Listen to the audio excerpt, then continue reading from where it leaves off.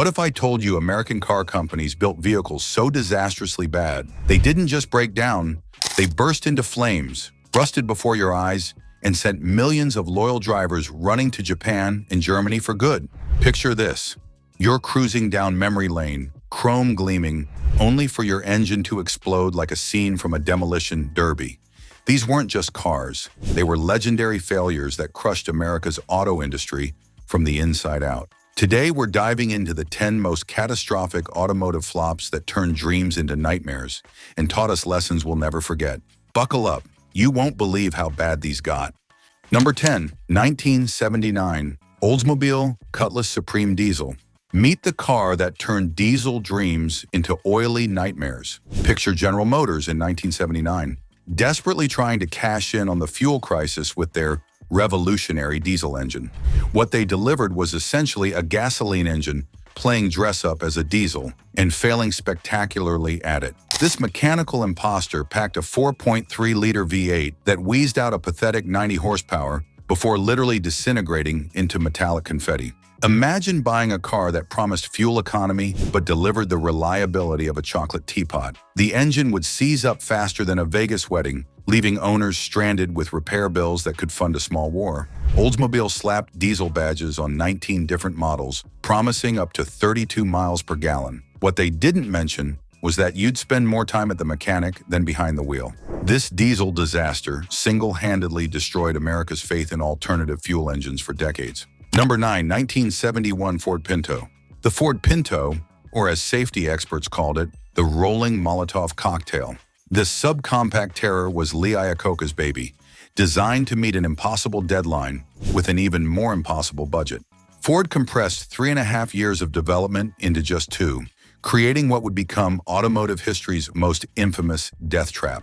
Picture this adorable little car with a deadly secret, a fuel tank positioned like a ticking time bomb behind the rear axle. Even the gentlest rear-end collision could turn your morning commute into a scene from an action movie, except the explosions were real and the consequences were devastating. Ford knew about the fire hazard but calculated that paying lawsuit settlements would be cheaper than fixing the design. That's right, they literally put a price tag on human lives. The Pinto burned through Ford's reputation faster than it burned through gas stations, resulting in millions in judgments and a permanent scar on American automotive conscience. Hey, if you're loving this dark journey through automotive hell, smash that subscribe button and ring the notification bell, because we're just getting started with these four-wheel disasters. Number 8, 1982 Cadillac Cimarron. Behold the automotive equivalent of putting a tuxedo on a scarecrow, the Cadillac Cimarron. This badge-engineered abomination represents the exact moment when Cadillac sold its soul to compete with BMW. And boy, did they fail spectacularly. Imagine walking into a Cadillac showroom, expecting luxury, and finding a Chevrolet Cavalier wearing a fancy name tag. That's essentially what the Cimarron was, a front-wheel drive, 4-cylinder economy car masquerading as America's standard of the world. It was like ordering a 5-star meal and getting a gas station hot dog on a silver platter. The Cimarron faced off against the Audi 5000, BMW 320i, and Volvo GLE, cars that actually earned their luxury credentials. Meanwhile, Cadillac's luxury offering delivered all the prestige of a participation trophy. This cynical cash grab nearly destroyed the brand's century-old reputation, proving that you can't fool buyers by slapping a wreath and crest on mediocrity. Number 7, 1958 Edsel Corsair. Meet the car that turned marketing hype into automotive mythology, the Edsel Corsair. Ford spent 3 years and $400 million creating what they believed would be the next big thing. Instead, they birthed the automotive equivalent of New Coke, a spectacular flop that became legendary for all the wrong reasons. Named after Henry Ford's son, the Edsel looked like it was designed by a committee that had never seen a car before. That infamous horse-collar grille made it look perpetually surprised, as if it couldn't believe what it had become. Ford dealers were required to keep these beauties under wraps until E-Day, building anticipation like it was the next iPhone launch. September 4th, 1957 arrived with record crowds flocking to see the unveiling. They came, they saw, they laughed, and they left without buying. The Edsel's push-button transmission, mounted on the steering wheel because, why not, was so unreliable that mechanics couldn't figure out how to fix it. This chrome-plated disaster proved that all the marketing in the world can't polish a turd. Number 6, 2003 Saturn Ion. The Saturn Ion, where different kind of car met different kind of disaster. This plastic fantastic nightmare looked like it was assembled by blindfolded toddlers using Lego blocks. The panel gaps were so wide you could lose small pets in them, and the interior felt like it was designed by someone who had heard about cars but never actually seen one. Saturn promised innovation, but delivered irritation. The Ion's styling was an assault on the human eye, a chaotic symphony of chamfers, cut lines, and panel fits that would make a kit car manufacturer blush. The hood gaps were so massive they could double as air scoops, while the fenders came to points sharp enough to perform emergency surgery. But the real kicker? The ignition switch that decided when it felt like starting your car. Nothing says quality engineering like a car that plays hard to get every morning.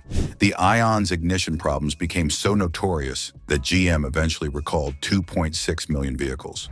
This plastic-bodied disaster finally got the mercy killing it deserved in 2007. Number 5, 1971 Chevrolet Vega. The Chevrolet Vega, the car that taught Americans to say sayonara to Detroit and konnichiwa to Tokyo. This aluminum engine nightmare was supposed to be GM's answer to the import invasion. Instead, it became the poster child for everything wrong with American automotive arrogance. Picture buying a new car and watching it transform into a rust sculpture before your eyes. The Vega's body panels corroded faster than a vampire in holy water, while the revolutionary aluminum engine turned into molten metal if you looked at it wrong. The cylinders would distort under heat, wearing away the coating and forcing coolant past the head gaskets. General Motors built this disaster with new manufacturing processes that should have made it the most advanced small car on the market. Instead, they created a mobile oil leak that invited Americans to discover the reliability of Toyota and Honda. The Vega was so spectacularly awful that it single-handedly accelerated the foreign car invasion, proving that contempt for customers is a business strategy that always backfires. Number 4, 1987 Yugo. The Yugo, where affordable transportation met communist build quality. This Serbian import looked like it was assembled from spare parts found in a junkyard during a blackout. At $3,990, it seemed too good to be true, and surprise, it was. Imagine a car so slow that pedestrians could outrun it uphill. The Yugo crawled to 60 miles per hour in a leisurely 14 seconds, topped out at 86 miles per hour, if you were brave enough to try, and had the reliability of a campaign promise. But hey, at least it was cheap. Americans lined up 10 deep to buy one, proving that sometimes a bargain is just disaster wearing a discount price tag. The Yugo became comedy gold for late-night talk shows and animated sitcoms. Kids told jokes about it in school playgrounds. The punchline wrote itself every time one broke down, which was approximately every Tuesday. When the Yugoslav Civil War erupted in 1992, Yugo America went bankrupt, and the UN slapped a trade embargo on Serbia. Even war couldn't make this car any worse than it already was. Number 3, 1975 AMC Pacer. The AMC Pacer, the automotive equivalent of a fishbowl on wheels. This wide-body wonder looked like it was designed by someone who had only seen cars in funhouse mirrors. AMC, desperate to capture attention in the small car market, created something that certainly turned heads, just not in the way they hoped. Picture this. A car that's almost as wide as it is long, with enough glass to greenhouse a small farm. The Pacer's wraparound windows gave passengers the feeling of living in a terrarium, while the lack of a fuel-efficient 4-cylinder engine made it as thirsty as a desert wanderer. It was too heavy for its size, too weird for its market, and too AMC for its own good. The Pacer initially shocked buyers into submission with its radical design, but novelty wears off faster than cheap paint. After the initial curiosity wore off, sales crashed harder than a meteorite. AMC discovered that different doesn't always mean better, and sometimes a fishbowl should just stay in the pet store. Production ended in 1980, leaving the Pacer as a monument to automotive ambition gone wrong. Number 2, 1974 Ford Mustang II. The Mustang II, where pony car heritage went to die. Imagine taking America's most beloved muscle car and shrinking it down to the size of a shopping cart. Built on the bones of the infamous Pinto, this shrunken stallion was about as intimidating as a My Little Pony figurine. Ford faced the perfect storm of fuel crisis and government regulations, so they responded by neutering their iconic pony car. The Mustang II offered a choice of underpowered 4-cylinder or 6-cylinder engines, plus one anemic V8 that couldn't intimidate a lawnmower. It was like watching Superman in a wheelchair. Technically still Superman, but missing all the super. The cruel irony, this automotive castration was initially successful, selling 386,000 units in 1974, the Mustang's best year since 1967.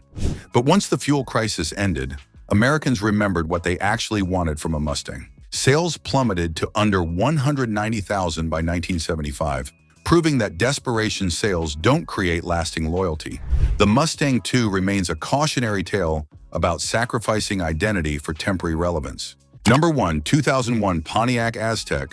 Ladies and gentlemen, we've reached the summit of automotive hell, the Pontiac Aztek. This wasn't just a bad car, it was a company killer, a brand destroyer, a plastic-clad coffin nail that hammered the final blow into Pontiac's 84-year legacy. Picture a design committee having a nightmare while watching science fiction movies.